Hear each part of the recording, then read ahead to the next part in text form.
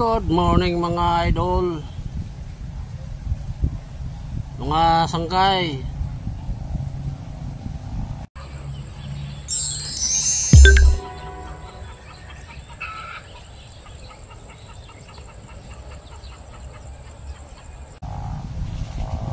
Pinasyalan ko lang yung anong nangyari dito sa palayan.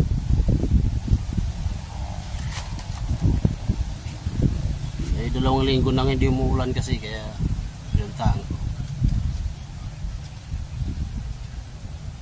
Sa may bandang baba may tubig pa, pero sa banda roon bitak na yung mga lupa. Medyo may pahirapan ngayon sa tubig mga ito.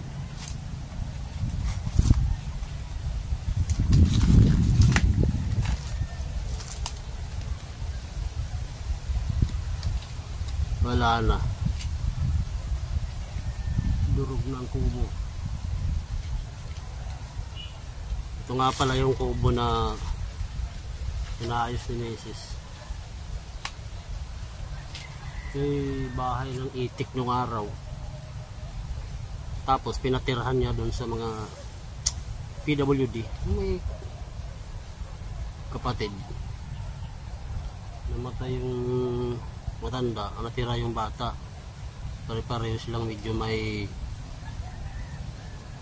ano ba, may saltik na konti. Wala, nadurog na, babagsak na ito.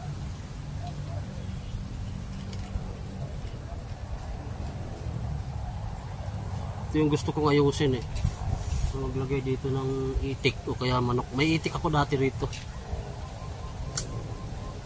pinatay ng mga aso.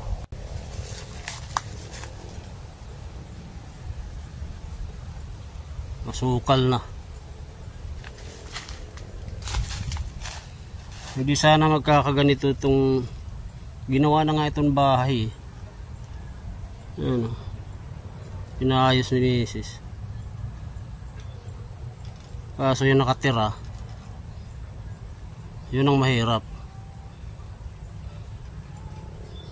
Wala may tama sa utak yung pinatira nabublok yung bahay.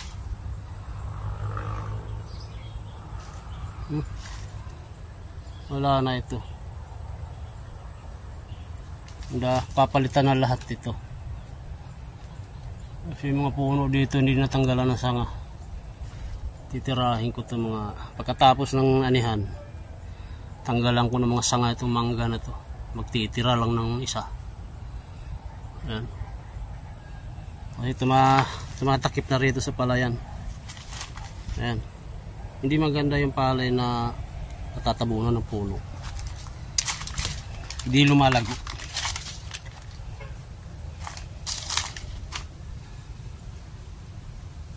Paliguan ng itik. Mas maganda ito kasi gusto ko tabunan na lang ito Masyado namang malayo maghakot ng lupa.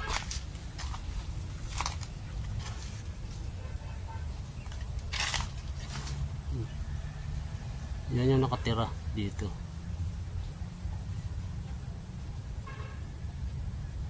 Ngayon tulog pa. Wala na.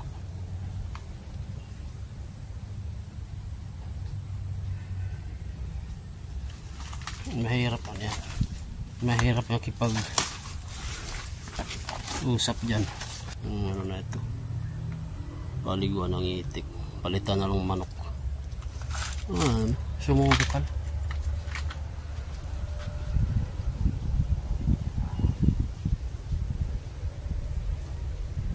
Nakaprinda sa akin to mga idol. Patay na yung binang ko.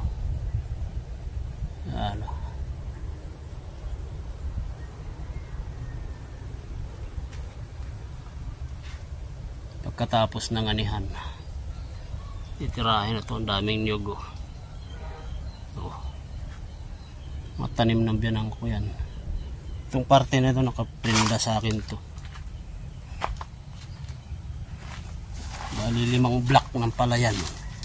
Ito kubo ng itik. ginawang bahay para tirhan. Hindi naman ito nakatira naman, wala.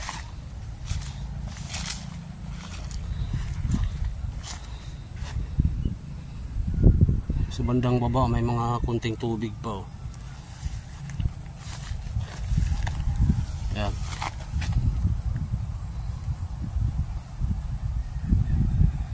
Napakadalang.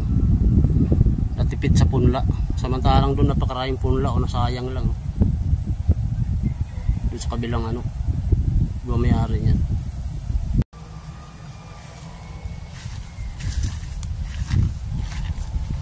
Sa banda roon mga idol, sa bandang taas na doon, hirap na sa tubig, crack na yung mga lupa doon.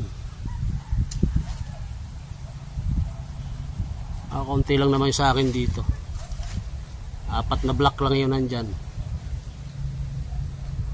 pang konsumo lang ba ito, pang 5 ito, pang 5 itong ginawa ng bahay. Ang laki na nang ayusin ng bahay na ito. Wala na, pati yung yero yata hindi na pwede. Ganyan mga idol, pagka yung bahay hindi na uusukan, walang nagluluto, nabubulok. Hindi kasi yan pinagluluto ni Mrs. dito, doon yan pinapakain sa bahay. Pupunta lang siya doon, maghahantanghalian, hapunan. Kasi dito, pag dito pinagluto yan, may tama nga sa utak, bigyan mo ng bigas, walang gagawin kundi magluto na magluto.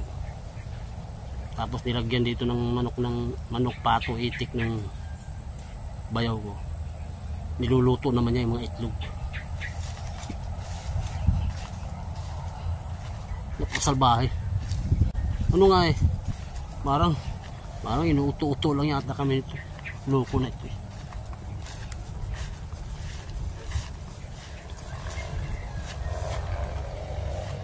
Nanilaw na yung iba, puro damo.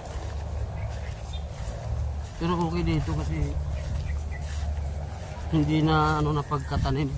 Okay yung distansya kasi inbred to. Hindi to hybrid mga idol. Hindi kami nabigyan ng hybrid. Barangay Ungas. Sobrang ano, napakalalayo ng distansya.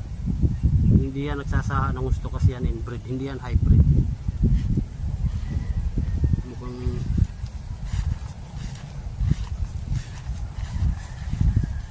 daming daan ng kuhol.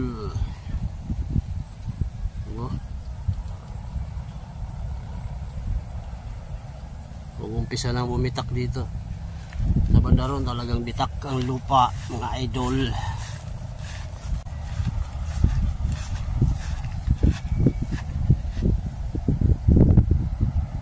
Ito hanggang dito, pangatlo. Ito yung pang-4. Nag letter L itong sa akin dito.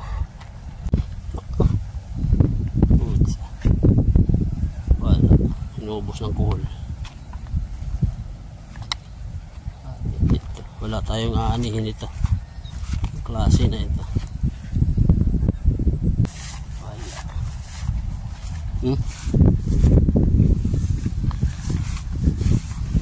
Ubos ng kuhol. Ano nangyayari dito? Wala. Pabayaan.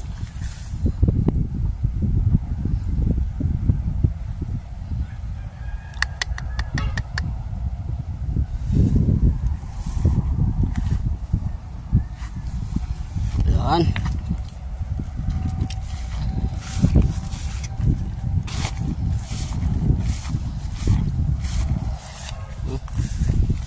Buhaghag.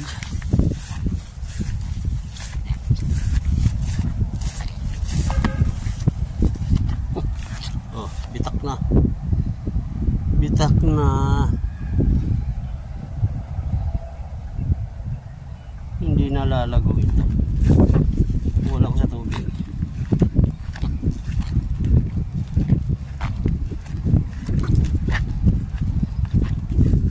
Ay, nasayang ang punla doon.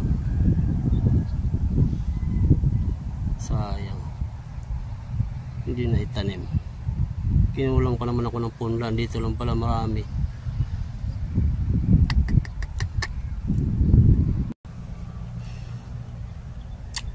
Hindi maganda yung ano, maganda yung tubo ng palay. Ang daming kinainan ng kuhol.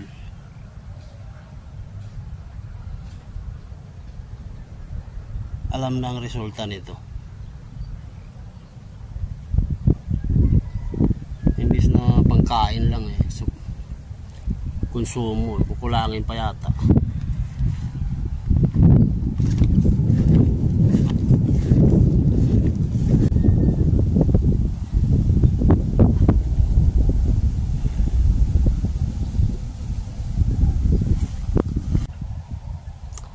Ayun, hanggang sa muli mga idol, asangkay. God bless. Huwag nyo nga palang kalimutang mag-like sa mga video ko. Parang support nyo na rin sa akin. Importante kasi yung like. Subscribe, comment kayo dyan, at notification bell para kayo ay ma-notify sa mga susunod pang videos mga idol. Malaya natin sa susunod magkaroon tayo ng maraming videos dito.